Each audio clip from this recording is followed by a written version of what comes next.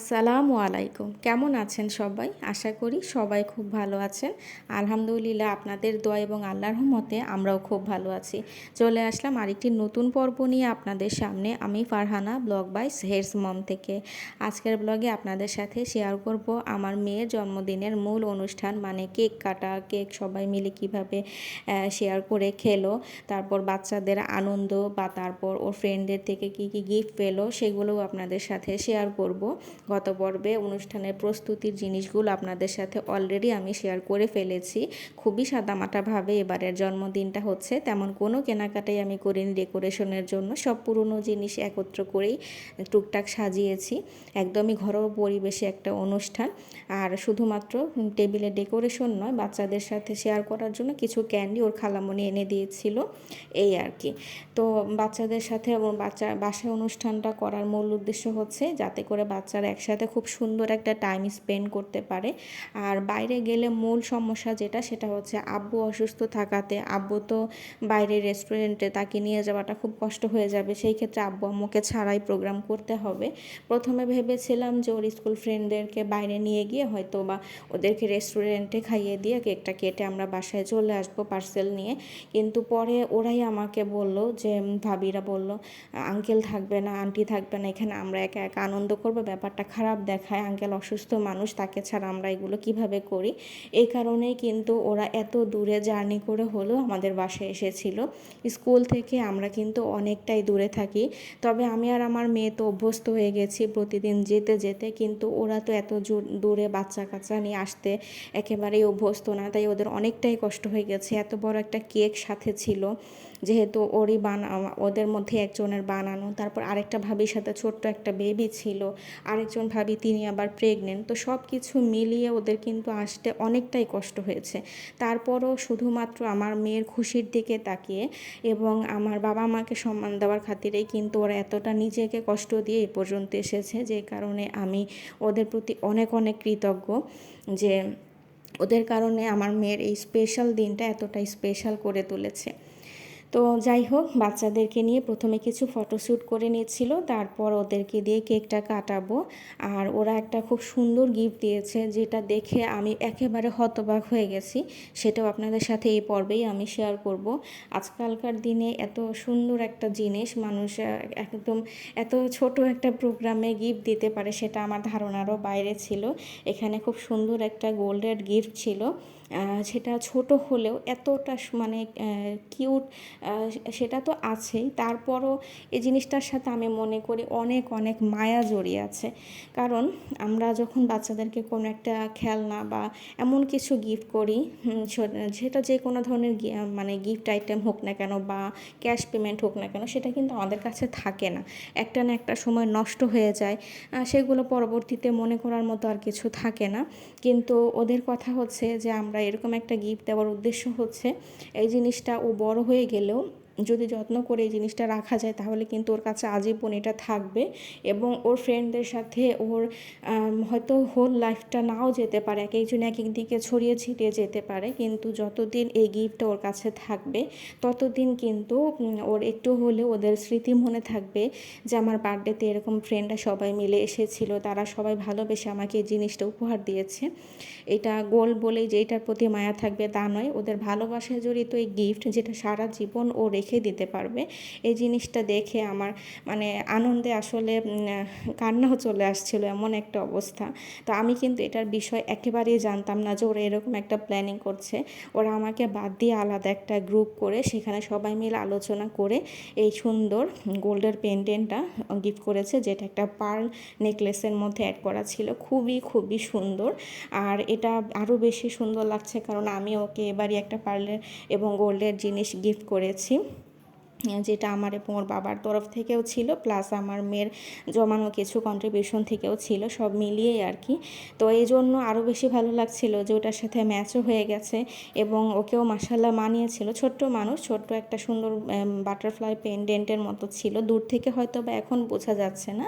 আমি আপনাদেরকে যখন সবগুলো গিফট দেখাবো তখন ইনশাআল্লাহ সব কিছুই ক্লিয়ার করে দেখানোর চেষ্টা করব যে আমি এবং ওর বাবা কী দিয়েছিলাম, ওর ফ্রেন্ডরা কী দিয়েছিল, এবং ওর ভাইদের তরফ থেকে ওর জন্য ওর অনেক বেশি পছন্দের একটা গিফট ছিল, সেটাও আমি দেখাবো। বাকিরা সবাই ক্যাশ পেমেন্ট করেছে, মানে আমার ফুপিরা, আব্বু আম্মু, তারপর হচ্ছে আমার বোন আবার ওকে আরও একটা স্পেশাল ট্রিট দিয়েছে, সেটা আবার পরে একটা সময় আপনাদের সাথে দেখাবো। আগে জন্মদিনের ব্লগটা শেষ করি। তো মোটামুটি সব কিছু মিলিয়ে এবারের জন্মদিনটা আমার মেয়ের একেবারেই মানে ইচ্ছা পূরণ বলা যায়। সব কিছু ওর পছন্দের হয়েছে, যেসব জিনিস ও অনেক দিন ধরে পছন্দ করে চাচ্ছিল যে এরকম এরকম আনন্দ হবে, এটা হবে, ওটা হবে, ঠিক সেরকমভাবেই কিন্তু ইচ্ছেগুলো একটা একটা করে পূরণ হয়েছে। সেগুলো আপনাদেরকে যখন আমি গিফটগুলো দেখাবো তখন বললে আপনারা বুঝতে পারবেন যে কোনটা কী কারণে ছিল। তো যাই হোক, এরপর আর কি কেক কাটার পালা। ওর ফ্রেন্ডদেরকে নিয়ে একসাথে কেকটা কাটবে। সবসময় ওরা জন্মদিনের অনুষ্ঠানে বাচ্চারা মিলেই কেকটা কাটে, আমরা বড়রা তেমন একটা কাছে যাই না, ওরাই আনন্দ করে। আর আমার মেয়ের জন্মদিনে ওরা সবাই ওর সাথে ম্যাচ করে ব্ল্যাক কালারের ড্রেস পরে এসেছিল, সেম এই ড্রেসটা কিন্তু আমার মেয়েরও আছে। প্রথমে আমার মেয়ের জন্যই ড্রেসটা একটা আমার পেজ থেকে আর কি দিয়েছিলাম, একটা স্কুল প্রোগ্রামে 21শে ফেব্রুয়ারির প্রোগ্রাম ছিল, যেখানে আমার মেয়ের জন্য ট্রেডিশনাল একটা 3 পিস অর্ডার করি, কিন্তু টাইমলি তারা ডেলিভারি দিতে পারেনি। কিন্তু ওই দিন আমার মেয়ের প্রোগ্রাম ছিল আবৃত্তির। তো তখন কি করব খুঁজে না পেয়ে ওকে ব্ল্যাক ড্রেসটার সাথে একটা ওড়না পরিয়ে নিয়ে গিয়েছিলাম। কিন্তু তারপর এই ড্রেসটা দেখে ওদের মধ্যে একজন আর কি এক ভাবির খুব পছন্দ হয়, তো ওই ভাবিও ওর বাচ্চার জন্য নেয়। তো এরপরে যখন গ্রুপের মধ্যে 2জন বাচ্চার একই রকম ড্রেস হয়ে গেছে, তখন বাকি ভাবিরাও বললেন যে তাহলে আমরা ওদের জন্য নিয়ে নিই, তাহলে ওরা সবাই মিলে একরকম ড্রেস পরতে পারবে। সেই থেকেই শুরু, এখন পর্যন্ত কিন্তু ওদের অনেক ড্রেস আছে যেগুলো সেম, কারণ এখন ওরা সব কিছু সেম পরতে পছন্দ করে। আর দেখা যায় কি অন্যরকম পরালে অনেক সময় বাচ্চারা মন খারাপ করে, ভাবে যে ওর ড্রেসটা হয়তো বেশি সুন্দর, আমাকে পরলে আমার ড্রেসটা হয়তো বা মানাচ্ছে না। তো এরকম একটা ওদের ভিতরে একটা দ্বিধাদ্বন্দ্ব তৈরি হয়। তো এই জিনিসগুলো এড়ানোর জন্য আমরা এখন ওদেরকে সেম ড্রেস পরাই যে কোনো প্রোগ্রামে, তাহলে ওরাও খুশি থাকে, আমরাও ঝামেলামুক্ত হই, ওদের কোনো কান্নাকাটি কোনো বায়না থাকে না। তো ওর ফুপি ওকে কেক খাইয়ে দিল, এদিকে ওরা ফ্রেন্ডরা মিলেও কেক খাবে। তারপর যে ক্যান্ডিগুলো আছে এগুলো আবার আমার মেয়েকে বলেছিলাম যে তোমার সব ফ্রেন্ডদের সাথে ভাগ করে নিয়ে খাবে। তো ওর ভাইরা এখন উপস্থিত ছিল না, এই জন্য যে ওর বড় ভাইয়ের ছিল কোচিং, ওর আস্তে আস্তে রাত হয়ে যাবে। তো এই কারণে আমরা একটু বুদ্ধি করে যেটা করেছি, এখানে যেহেতু ডাবল লেয়ারের কেক, ওর ফ্রেন্ডরা কেকটা কাটার পরে আমি উপর থেকে একটা লেয়ার কেক আলাদা করে রেখেছিলাম, যাতে ওর ভাইরা যখন আবার আসবে তখন ওদের সাথে করে কেকটা কেটে একটু ছবি তুলতে পারে। ওর ছোটো ভাইও ছিল, আপুপির সাথে এসেছিল, কিন্তু পাশে ওর একটা ফ্রেন্ড থাকে আমাদের বাসার কাছাকাছি, তো ওর সাথে দেখা করতে বাইরে গিয়েছিল। তো ওর সাথে ফোন না থাকায় আমি তখন আর ওকে ফোন দিতে পারিনি। এদিকে আমি ওয়েটও করতে পারছিলাম না, এই জন্য যে একজন ভাবি যে বললাম উনি প্রেগনেন্ট, তো উনি যদি দেরি করেন তাহলে তো সন্ধ্যার পরে একটু সমস্যা, কারণ আমরা সাধারণত সন্ধ্যার পরে এই ধরনের মানুষকে বাইরে থাকতে দিতে চাই না, যাতে কোনো রকম কোনো ক্ষতি না হয়, বা তাদের বাসা থেকেও রেস্ট্রিকশন ছিল যে যাও কোনো সমস্যা নেই, কিন্তু সন্ধ্যার দিকে চলে আসতে হবে। তো এই জন্যই আমাদের তাড়াহুড়াটা ছিল। তাই দুইটা ইচ্ছাই পূরণ করলাম, ফ্রেন্ডদের সাথেও কেকটা কাটা হলো, আর উপরের একটা আস্ত লেয়ার যেহেতু আমি রেখে দিয়েছি লাভ শেপের, তাই ওই কেকটা আবার ভাইদের সাথে কাটলে আরও বেশি খুশি হবে। তো এটা শুনে আমার মেয়ে বলল যে আম্মু ভালোই হয়েছে, আমার তো 2বার জন্মদিন হয়ে যাবে। তো এই আর কি, ওরা ফ্রেন্ডরাও খুব আনন্দ পেয়েছিল, সবাই মিলে অনেকটা সময় কাটিয়েছে। স্কুল থেকে ওরা সরাসরি আমাদের বাসায় চলে এসেছিল, আমি অবশ্যই স্কুলে যেতে পারিনি, কারণ সকাল থেকেই কাজের একটা চাপ ছিল। যদি স্কুলে যেতাম তাহলে ক্লাস শেষ করে আসতে আসতে প্রায় 12:30 একটা মতো বেজে যেত, তখন আসলে মেয়েও ক্লান্ত হয়ে যেত। এই কারণে আর আমি ওই দিন ওকে স্কুলে নেইনি। ভাবিদের আগেই বলে রেখেছিলাম যে ক্লাস থেকে যেন ডিরেক্ট এখানে চলে আসে, কারণ ওখান থেকে যদি আবার বাসায় যায় রেডি হতে গেলে অনেকটাই সময় নষ্ট হয়ে যাবে। আর আমার মেয়ের তো মূল উদ্দেশ্য সব ফ্রেন্ডরা আসবে, তাদের সাথে অনেকক্ষণ খেলা করতে হবে, এটার জন্যই। আর রেস্টুরেন্টে ওই যে বললাম 1 নাম্বার তো আব্বু যেতে পারবে না, আর 2 নাম্বার আমার মেয়ের কথা হচ্ছে যদি রেস্টুরেন্টে করো তাহলে তো আমি বেশিক্ষণ খেলতে পারবো না। আর এই যে ওরা আনন্দগুলো করছে বাসায় বসে, এই হই হুল্লোড়টা কি রেস্টুরেন্টে বসে কখনোই করা সম্ভব? তাহলে তো আশেপাশে যারা অন্য গেস্ট আছে তারা বিরক্ত বোধ করবে, আর অন্য মানুষকে ডিস্টার্ব করে আসলে কখনোই কোনো আনন্দ করা যায় না। বাচ্চারা যদি নাও বোঝে, আমরা কিন্তু ওদেরকে করতে দিই না, বারবার মানা করি, তখন ওরাও বিরক্ত হয়ে যায় যে একটা আনন্দের দিনে সবাই একসাথে হয়েছে, তোমরা বারবার আমাদেরকে না করছো কেন।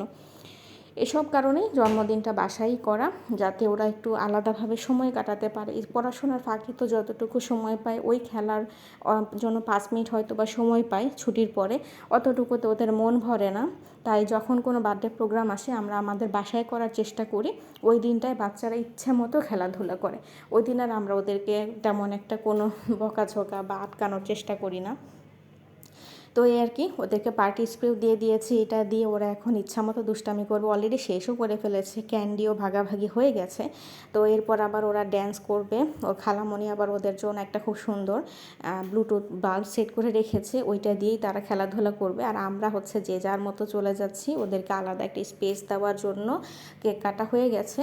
আর এখন আমরা কেকটা অন্য সাইডে সরিয়ে নিয়েছি, ওখান থেকে স্লাইস করে সবাইকে ডিস্ট্রিবিউট করে দিব। তারপর কেক খেয়ে আবার যে যার মতো তাড়াতাড়ি চলে যাওয়ার জন্য চেষ্টা করবে। যারা কাছাকাছি আছেন তারা তো একটু দেরি করে গেলেও হবে। তো আপুকে বলেছিলাম থাকতে, কিন্তু আপুর বাসা খালি। আর এখন তো জানেন সবাই একটু আতঙ্কে থাকি আমরা, চুরি ডাকাতি বেড়ে গেছে। তো এই জন্য আপু বাসা খালি রেখে থাকতে রাজি হচ্ছিল না। তো বললাম যে আচ্ছা একটু দেরি করেই তাহলে যান। আর আমার ভাগ্নের আসতেও তো অনেকটা দেরি হয়ে যাবে, কোচিং শেষ করে আসতে প্রায় রাত 7টা-8টা মতো বেজে যাবে। তো এই জন্যই আর কি। তো তারপরও সবাই মিলে বাসায় অনেক দিন পর আড্ডা দিয়ে খুব সুন্দর একটা সময় কাটালাম। মানুষজন কম হওয়াতে আমাদের কিন্তু তেমন একটা কাজের চাপ ছিল না। দুপুরে একদম টাইম মতো 2টা-2:30টার ভিতরে আমাদের খাওয়া দাওয়া কমপ্লিট হয়ে গেছে। 3টার ভিতরে সব গোছগাছ করে আমরা কিছুক্ষণ বসে প্রায় ঘন্টাখানিক সবাই আড্ডা দিয়েছি।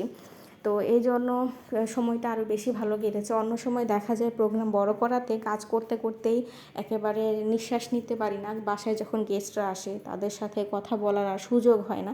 কিন্তু এবার আলহামদুলিল্লাহ সব কিছুই টাইম মতো হয়েছে। খাওয়া দাওয়া থেকে শুরু করে সবাই মিলে একটু বসে আড্ডা দেওয়া, বিকালবেলা আবার টাইম মতো কেক কেটে সবাই সময় মতো চলেও যেতে পেরেছে।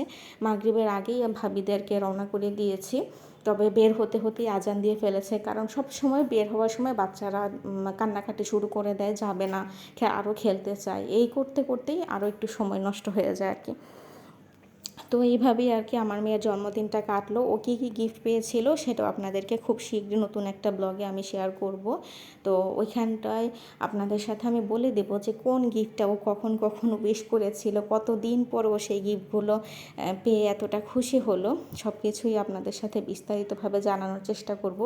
এবং ওর বড় ভাই কিন্তু সবসময় ওর জন্মদিনগুলোতে ও যখন টিউশন করে প্রত্যেকটা বার ওর জন্য আলাদা করে টাকা রেখে দেয় ওর কোনো পছন্দের জিনিস দেওয়ার জন্য, যেটা ওর 3য় জন্মদিনেও দিয়েছিল, এবারও দিয়েছে। তো সেগুলো সব কিছু আপনাদের সাথে শেয়ার করবো ইনশাআল্লাহ খুব তাড়াতাড়ি নতুন একটা ব্লগে। ততক্ষণ পর্যন্ত সবাই অনেক অনেক ভালো থাকবেন আর আমাদের জন্য দোয়া রাখবেন। যাদের এখনও চ্যানেলটি সাবস্ক্রাইব করা নেই তাদের প্রতি অনুরোধ থাকবে চ্যানেলটি সাবস্ক্রাইব করে দিয়ে আমাদের পাশেই থাকবেন। আর বেল আইকনটিতে ক্লিক করে রাখলে যে কোনো সময় আমাদের ভিডিও নোটিফিকেশনগুলো আপনাদের কাছে পৌঁছে যাবে। যেহেতু আমি অন টাইমে কখনোই ভিডিও আপলোড করতে পারি না, যখন সুবিধা হয় আমার সুযোগ মতো আমি ভিডিওগুলো আপলোড করি, তাই কখন যে আপলোড হবে সেটা আমি নিজেও বলতে পারছি না। এক্ষেত্রে বেল আইকন দেওয়া থাকলে আপনাদের কাছে যথাসময়ে নোটিফিকেশনগুলো পৌঁছে যাবে। তো আল্লাহ হাফেজ, সবাই অনেক অনেক ভালো থাকবেন।